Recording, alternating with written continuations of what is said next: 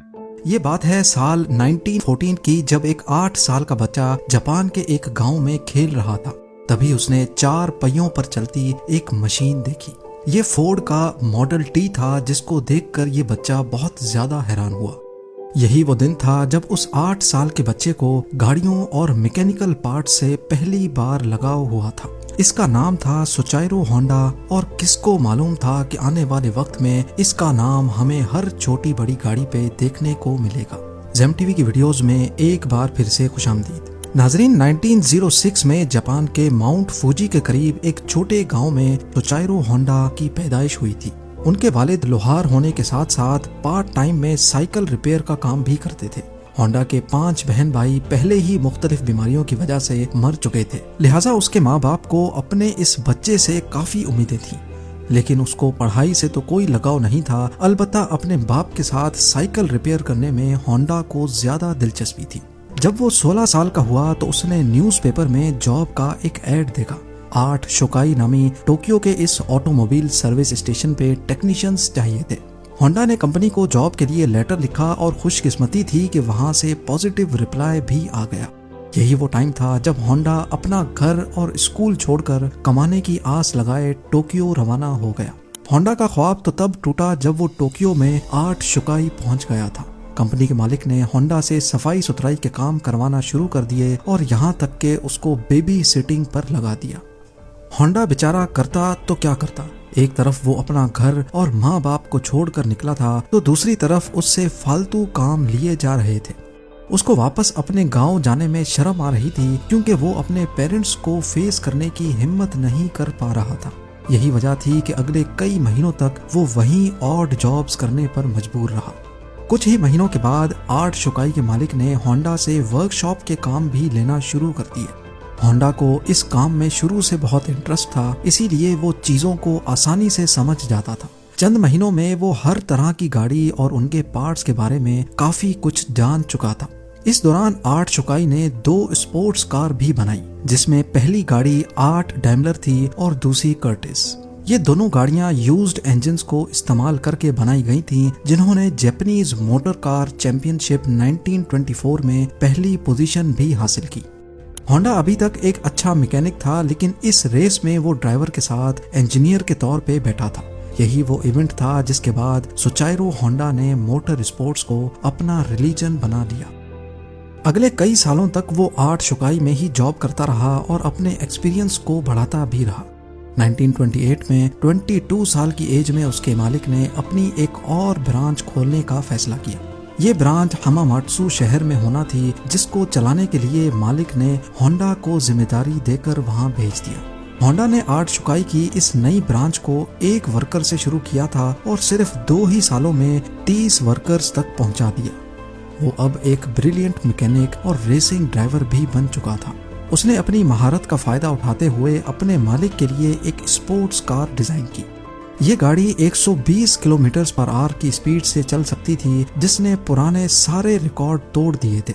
ये रिकॉर्ड अगले 20 सालों तक जापान का हाईएस्ट रिकॉर्ड बना रहा। 8 शोकाई के मालिक के दिल में होंडा की अहमियत मजीद बढ़ चुकी थी। वो अपना खुद का वर्कशॉप खोलना चाहता था, लेकिन शायद किस्मत को ये मंजूर नहीं था। 1936 में रेसिंग के दौरान होंडा का एक हौलनाक हादसा हो गया। इस एक्सीडेंट में उसकी जान तो बच गई, लेकिन उसका लेफ्ट बाजू फ्रैक्चर हो गया, शोल्डर डिसलोकेट हो गया और चेहरे पर कई जख्म आ चुके थे। उसको अपनी जिंदगी यहीं खत्म होते दिखाई दे रही थी। ना वो मैकेनिक का काम कर सकता था और ना ही रेसिंग में हिस्सा ले सकता था। कई महीनों के बाद वो जब दोबारा ठीक हुआ तो उसने 8 शोकाई के मालिक से रिक्वेस्ट की कि वो अब ये रिपेयरिंग का काम नहीं कर सकता, बल्कि उसने आइडिया पेश किया कि क्यों ना वो अब स्पेयर पार्ट्स बनाने के लिए एक अलग कंपनी शुरू करे। 8 शोकाई के स्टेक होल्डर्स ने होंडा का ये आइडिया फौरन रिजेक्ट कर दिया।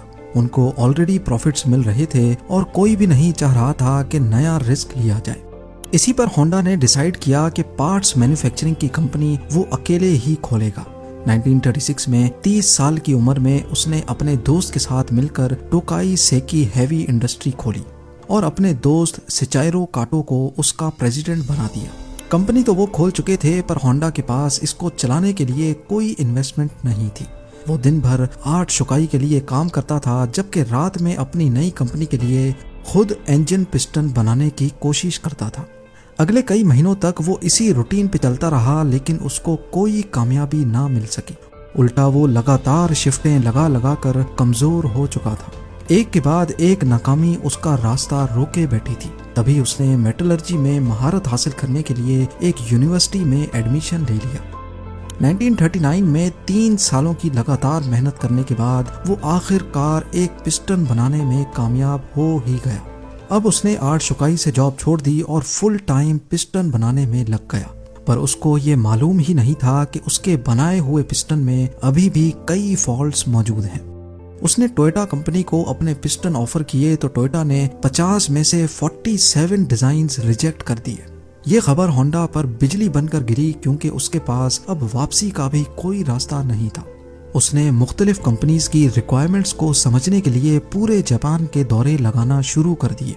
अलग अलग फैक्ट्रीज में गया, कार मैन्युफैक्चरर्स से मिला। अगले कई साल उसने मार्केट को समझने में लगा दिए और उसके बाद होंडा ने एक बार फिर से पिस्टन बनाए। इस बार ये पिस्टन सारी कंपनीज के क्वालिटी कंट्रोल पास कर चुके थे। उसको धड़ाधड़ ऑर्डर्स मिलना शुरू हो गए और एक बार फिर से होंडा को अपने ख्वाब पूरे होते दिखाई दिए। ऑर्डर्स को पूरा करने के लिए उसकी कंपनी ने 2000 वर्कर्स को भी हायर कर लिया। होंडा की ये खुशी सिर्फ चंद महीनों की मेहमान थी, ये किसको मालूम था। 1941 में जापान वर्ल्ड वॉर 2 में कूद गया और मिनिस्ट्री ने कई जापानीज कंपनी को अपने कंट्रोल में ले लिया, जिसमें एक कंपनी सोचाइरो होंडा की भी थी। होंडा को डाउनग्रेड करके उसी की कंपनी का सीनियर मैनेजिंग डायरेक्टर बना दिया गया और चीजें तब मजीद खराब हो गईं जब कंपनी के वर्कर्स को मिलिट्री सर्विस में लगा दिया गया। अगले 3 साल इंतहाई मुश्किल हालत में गुजरे, लेकिन 1944 में एक वाकया हुआ जिसने होंडा की उम्मीदों पर पूरी तरह से पानी फेर दिया। एयर रेड के दौरान एक मिसाइल सीधा होंडा की फैक्ट्री पे आ लगा।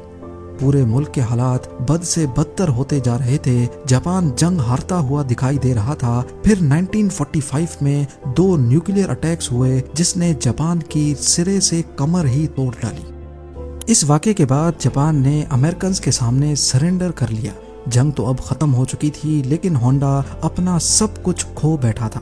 उसने अपने बचे कुचे एसेट्स टोयोटा को 4,50,000 येन में बेचे और एक बार फिर से जॉबलेस होकर बैठ गया। ये हालत सिर्फ होंडा के साथ ही नहीं थी, बल्कि पूरा जापान बहुत बुरे क्राइसिस से गुजर रहा था। इकोनॉमी मेल्ट हो रही थी। खाना पानी की शदीद किल्लत और महंगाई ने सबकी कमर तोड़ रखी थी। पब्लिक ट्रांसपोर्ट का मिलना इंतहाई मुश्किल था, क्योंकि जापान में पेट्रोल भी नायाब हो चुका था। इसी दौरान होंडा को जापानीज इंपीरियल आर्मी का एक छोटा इंजन मिला, जिससे वो वायरलेस रेडियो चलाया करते थे। अपनी आदत से मजबूर उसे एक आइडिया आया। उसने सोचा कि क्यों ना इस इंजन को एक साइकिल में लगाकर अपनी ट्रांसपोर्ट का मसला हल किया जाए। इससे ट्रांसपोर्ट आसान भी हो जाएगी और सस्ती भी पड़ेगी। क्योंकि उस दौर में लोग पहले ही महंगाई से बहुत परेशान थे, तो जब उन्होंने यही इंजन एक साइकिल पे लगा देखा तो सबको ये आइडिया बहुत अच्छा लगा। चंद यूज्ड इंजन्स तो होंडा को मिल गए, लेकिन लोगों की डिमांड इतनी ज्यादा थी कि अब होंडा ने खुद का नया इंजन डिजाइन कर लिया। ये हिस्ट्री में पहली बार था कि किसी मशीन पर होंडा का लोगो देखा गया। होंडा के पास इतने पैसे नहीं थे कि वो मास लेवल पे ये साइकिल्स बना सके, लिहाजा उसने 18,000 दुकानदारों के नाम एक ओपन लेटर लिखा। लोगों को होंडा पे इतना भरोसा था कि 3,000 दुकानदारों ने उसको पॉजिटिव रिप्लाई दिया और पैसे भी एडवांस में दे दिए। अगले 3 सालों में होंडा ने एक ऐसी मोटरसाइकिल बनाई जो मार्केट की रिक्वायरमेंट के ऐन मुताबिक थी। ये सुपर कब के नाम से लॉन्च की गई, जिसने आते ही मार्केट में धूम मचा दी। यह मॉडल इतना कामयाब हुआ कि 1958 में इसने अमेरिका की अपनी ट्रायम्फ और हार्ले डेविडसन की सेल्स को भी पीछे छोड़ दिया। क्योंकि होंडा को रेसिंग का बहुत शौक तो था ही, इसीलिए उसने अब स्पोर्ट्स बाइक बनाने का फैसला किया। वो मुख्तलिफ बाइक रेसेस में जाता और जीतने वाली बाइक्स के खास फीचर्स नोट डाउन करता जाता। उस दौर में ऐसे स्पोर्ट्स कंपटीशन रेस से बढ़कर मैन्युफैक्चरिंग कंपनीज के लिए मार्केटिंग का टूल हुआ करते थे। चंद सालों में होंडा की पहली स्पोर्ट्स बाइक लॉन्च की गई, जिसने 1962 इंटरनेशनल रेसिंग कंपटीशन में पहली पोजीशन हासिल की। इस रेस ने होंडा का नाम पूरी दुनिया में फेमस कर दिया। 1960s में होंडा दुनिया की सबसे बड़ी मोटरसाइकिल मैन्युफैक्चरिंग कंपनी बन चुकी थी और 1968 तक ये 1 करोड़ यूनिट्स सेल कर चुके थे। अपनी जिंदगी के 62 इयर्स गुजारने के बाद आखिरकार सोचाइरो होंडा को कामयाबी तो मिल चुकी थी, लेकिन जो ख्वाब वो बचपन से ही लिए बैठा था वो अभी तक पूरा नहीं हो पाया था। होंडा अब कार मैन्युफैक्चरिंग की तरफ भी जाना चाहता था। कई लोगों ने उनको ऐसा करने से मना भी किया, लेकिन उन्होंने किसी की एक ना सुनी। उस वक्त जापान में ऑलरेडी टोयोटा और निसान जैसी कंपनीज अपना बिजनेस जमाए बैठी थी। वहां मार्केट में अपनी नई जगह बनाना काफी मुश्किल था। होंडा ने अपनी पहली पिकअप ट्रक T360 लॉन्च की, जो कि फेल हो गई। उसके बाद स्पोर्ट्स कार S500 लॉन्च की, जिसके सिर्फ 1300 यूनिट्स ही बिक पाए। कई सालों की मेहनत और कई दर्जन डिजाइन्स रिजेक्ट होने के बाद फाइनली 1972 में होंडा सिविक लॉन्च की गई। ये वो गाड़ी है जिसके नए मॉडल्स आज तक पूरी दुनिया में फेमस हैं। 1980s में होंडा मोटर्स जापान की तीसरी बड़ी मैन्युफैक्चरिंग कंपनी थी और सिर्फ 10 सालों में ही ये दुनिया की तीसरी बड़ी हो गई। आज होंडा का नाम हमें cars, motorcycles, boat engines, plane engines और दर्जनों पावर टूल्स पे देखने को मिलता है। सोचाइरो होंडा ने होंडा सिविक के लॉन्च होने के अगले ही साल 1973 में कंपनी से रिटायरमेंट ले ली थी और 5 अगस्त 1991 को उनकी जिंदगी का ये सफर हमेशा के लिए खत्म हो गया। उम्मीद है जेम टीवी की ये वीडियो भी आप लोग भरपूर लाइक और शेयर करेंगे। आप लोगों के प्यार भरे कमेंट्स का बेहद शुक्रिया। मिलते हैं अगली शानदार वीडियो में।